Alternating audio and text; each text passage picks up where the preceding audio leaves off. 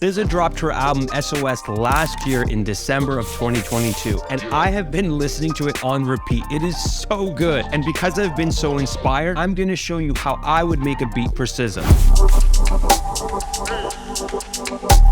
So I think you guys get the idea. I would love to play you guys the song with the acapella because it sounds bananas, but I'm gonna post this over on my IG where I have a little bit more freedom of not worrying about copyrights. So the whole song is built around this sample I found on Splice. And here's what it sounds like originally. Great sample to begin with, but I had something different in mind, so I processed it like this. I used an LFO to create some pumping, I had a tremolator to add a little bit more movement, and I used Valhalla's vintage verb to give it more space, and parametric EQ, and this is what it sounds like again.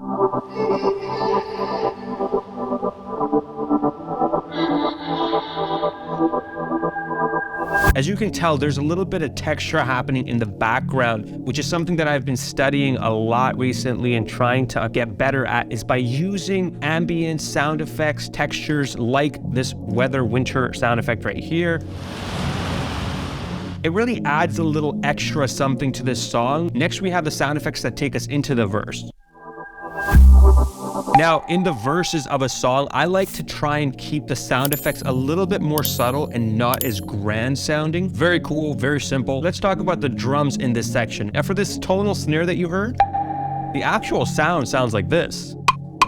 And in order to get it from point A to point B, I use this parametric EQ and just focused in on the pitch that's musically in tune with the song. I added a soft clipper because that boost is just going to mess up my dynamics, a vintage verb to add a long tail to that sound, and a compressor so I can extend the length of that sound without increasing my reverb.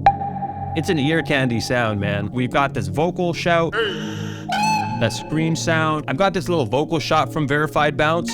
Now, a really subtle thing I did in the verses that I think is really important is the 808.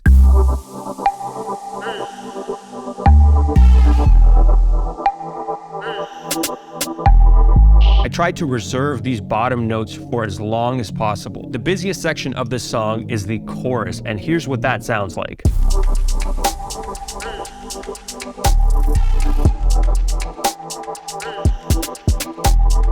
Here's what just the drums sound like.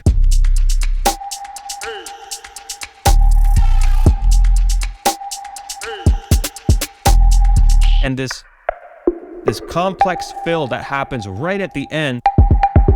It's a classic drum fill that I heard a lot when I was studying the 2000s music for the Verified Bounce drum kit. Let's get rid of all the percussion, the vocals, the 808, the hi-hats, and this is the simple pattern, which doesn't look all that simple if I'm honest.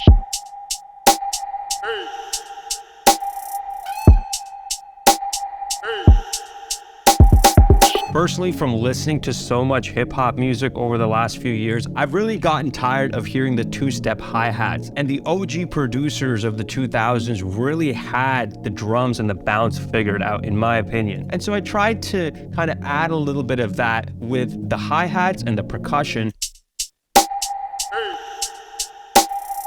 By the way, I'm very proud to say that these drum sounds from Verified Bounce are finally available on Splice. And if you guys use the service and wanted to try these out for yourself, go check the link in the description. Or if you love the vibe of the whole pack, I've got way more sounds and a 50% discount code on my website if you guys want that. Here's a quick breakdown of all the drum sounds. For the snare, we've got this Brent Faiyaz and Aaliyah and Timbaland inspired snare.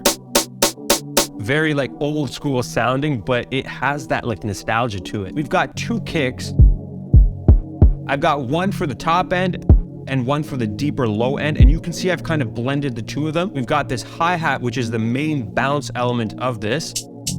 And we've got this subtle open hi-hat, which I love doing this envelope trick where as long as you hold a note down and when I let it go, it stops. It's a simple way to add a little bit of like quickness and that shortness actually helps with the bounce in my opinion. I've got this ooh sound that I've distorted the crap out of with free fast distortion, reverb, OTT, and because when you add distortion, for some reason, it adds a lot of low end for no reason, even though the sample might not have it. Peep this, just so you know what I'm talking about.